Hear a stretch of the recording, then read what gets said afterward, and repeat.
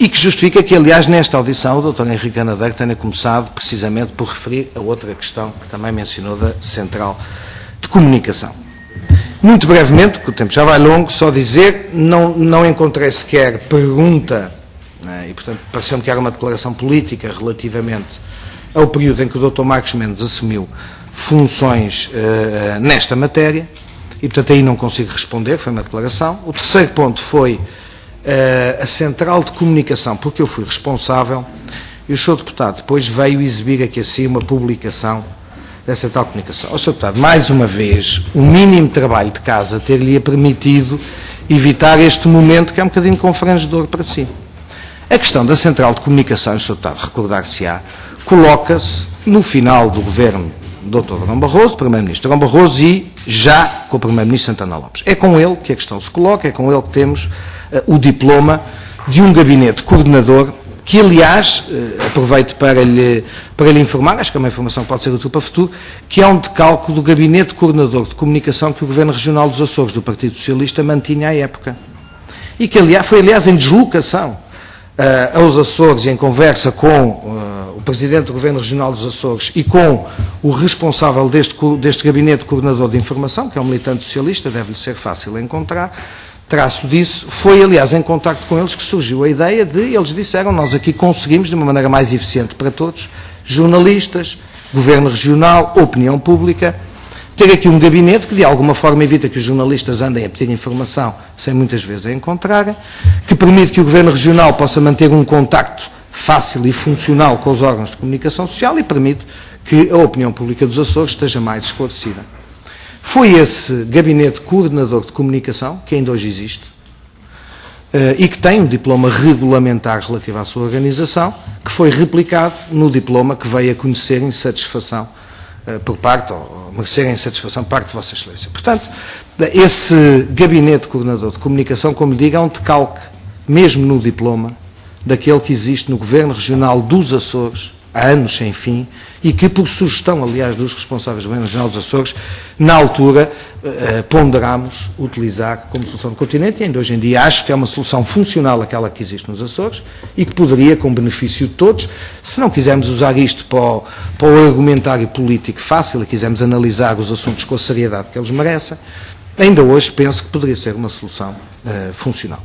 Não vale a pena vir aqui sem sequer fazer o trabalho de casa, porque esse livro é o livro que foi publicado quando o Governo completou 365 dias, ele próprio diz 365 dias em funções. A questão da Central de Comunicação acontece 3 anos depois. Se o Sr. Deputado fizesse um mínimo de trabalho de casa, escusava de vir aqui dizer que este livro é publicado por uma central, não existia nada disso. O Sr. Deputado engana-se por 3 anos no tempo. Portanto, eu não consigo responder a uma pergunta que não faz sentido, porque simplesmente resulta a pergunta de não ter verificado elementos que eram fácil ter comprovado. Finalmente, a questão das declarações feitas num colóquio, no primeiro colóquio da RTP, num colóquio que a RTP organizou, e como o Sr. Deputado ainda permitiu-se entender-se, quando leu um pouco mais atrás do que as declarações em si mesmas, o que se questionava nesse momento era quem é que responde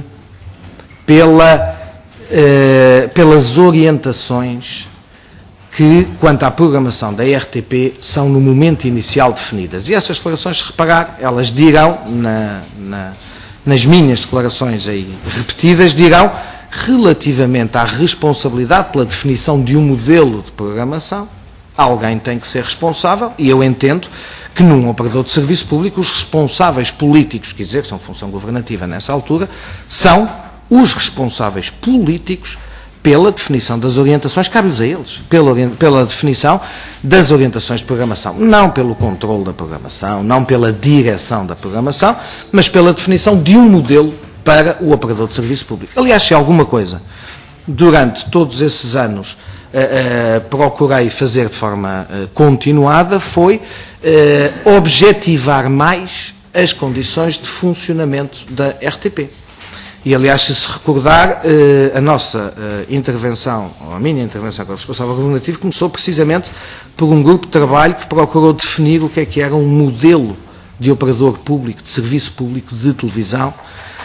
Grupo esse que foi presidido pela doutora Helena Vaz da Silva, que já não está connosco, insuspeita relativamente ao seu alinhamento político, tal como relativamente a todas estas matérias, que felizmente durante aqueles anos foram imputadas muitas responsabilidades. A de andar a interferir na comunicação social, não me recordo que tenha sido, salvo pelo insuspeitíssimo Dr. Henrique Granadeiro, agora 6 anos envolvidos. Eu penso que enfim, posso ser acusado de muitas coisas, não dessa, até por uma razão. Não era tanto, o registro não era, naquele tempo, até um bocadinho por antinomia, por contradição, por oposição ao que o Partido Socialista fez. Os responsáveis que o Partido Socialista indicou para a RTP, foi os que encontrei, foi o Dr. João Carlos Silva, viemos a reencontrá-lo agora no Tagus Parque. Na PT, vemos que é o Dr. Paulo Penedes e o Dr. Rui Pedro Soares. Naquele tempo, o responsável que convidei para a RTP foi o Dr. Almerino de Marques. Foi a primeira pessoa que eu convidei para trabalhar comigo. Foi a segunda, a primeira foi a doutora Helena Vaz da Silva. E, portanto, quanto à diferença de critérios, quanto à seriedade com que se abordam estas questões, eu penso que ela fica, mais do que naquilo que dizemos, é naquilo que fazemos, que ela se revela. E eu penso que entre o Dr. João Carlos Silva, enfim, que agora reencontramos, o Dr. Paulo Penedes, o Dr. Rui Pedro Soares e outros que agora temos neles tropeçado, a doutora Helena Vaz da Silva, o Dr. Almerino de Marques ou o professor Blanco de Moraes, que foi o administrador indicado na altura para a PT, eu penso que existe diferença suficiente para me abster de discorrer quanto a isto e pensar que fica respondida à sua questão. Obrigado, Sr. Doutor. Dou a palavra ao Sr. Deputado Pedro Duarte.